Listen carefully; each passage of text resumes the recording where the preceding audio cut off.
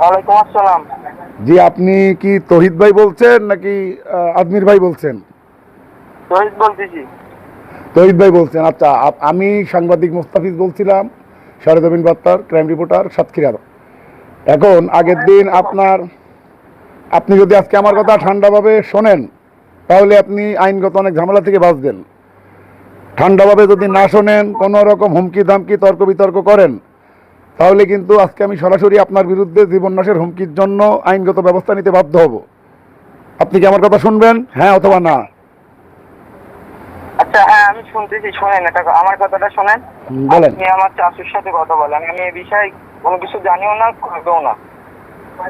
আপনি এ বিষয়ে জানেন না, বুঝেন না, ভালো কথা। আপনার নাম্বার থেকে আমার কাছে ফোন আসছে এবং আমি আপনার নাম অলরেডি উঠে আসছে। পরে আপনার চাচা হয়তো সেলিম ভাই, প্রতিবন্ধী সেলিম ভাই, যার প্রতিবেদন করছিলাম, উনি কি হয় আপনার? আমার বড় চাচু হয়, এই জন্য আমি বলতেছি আব্বুরা আব্বুরা বলতে আমি এর মধ্যে কিছু নাই। আচ্ছা, আপনারা তো আবার অনেকেই কমেন্ট লাইনে দেখলাম খুব সাবাস টাবাস দিল। হ্যাঁ, আপনারা অনেকে এবার কমেন্ট লাইনে খুব সাবাস দিল, সাবাস শহীদ ভাই। আপনি তো ওখানে প্রতিবাদ করতে পারতেন যে ভাই এটা আমি করি নাই, আমার বাবা এই হুমকিটা দিছে।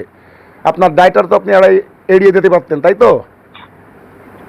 না, আমার কথা এটা না, মনে করেন যা হবে সে আমার আব্বু আমার চাচু আছে সবাই মিলে তারা বসবে, আমার কাছে সঙ্গে তো কিছু বললে হবে না।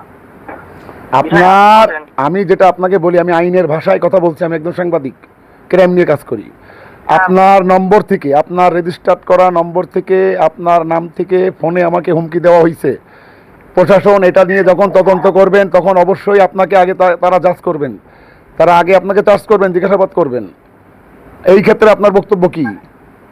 আপনার নাম্বার থেকে হুমকিটা, প্রাণনাশের হুমকিটা কেন দেওয়া হলো, কে দিল, এটা বলেন। নাম্বার, আপনার নাম্বার আমার বললো আমার চাচু যায়, নাম্বার একটু ফোন দিয়ে আমি আমার ফোন দিয়ে দিয়েছি। আচ্ছা, এখন আপনি আর কথা হচ্ছে আপনার নম্বর আপনার বাবা নিয়ে, মানে আপনার মোবাইল থেকে আপনার বাবা আমাকে, আজমির ভাই আমাকে ফোনে হুমকি দিছে, তাই তো? পাশে আপনার মা ছিলেন, রাইট? আমি এসব বিষয়ে কথা বলতে চাচ্ছি না, আপনি আমার চাচার সাথে কথা বলেন, আমি বাসায় গিয়ে ফোন দিব। আচ্ছা, আপনি বাসায় গিয়ে না, আপনি এখন আমাকে ফোন দেন, ওনাকে বলেন আমার সাথে যোগাযোগ করতে। আমি থানায় ঢুকবো, আমি কিন্তু আইনগত ব্যবস্থা নিব। যদি উনি আমার কথা শোনেন তাহলে একটা সুস্থ সুন্দর সমাধান করবো ইনশাল্লাহ। এইটা আপনি এখনই ফোন দেন। কোনোদিন ভাই আল্লাহর কি তো দুয়াই মেরে ফেললো মাদার চোদ। আপনি আপনি ল্যাঙ্গুয়েজ ঠিক করেন। আমি খান কি ছেলি, আপনি ল্যাঙ্গুয়েজ ঠিক করেন। আপনি ল্যাঙ্গুয়েজ ঠিক করেন। আপনি কিন্তু হুমকি দিচ্ছেন। তো সামনে ওই গাড়ি ওদি খান কি ছেলি এগুলাই আপনি হুমকি দিচ্ছেন। আপনি হুমকি দিচ্ছেন। আপনি আমাকে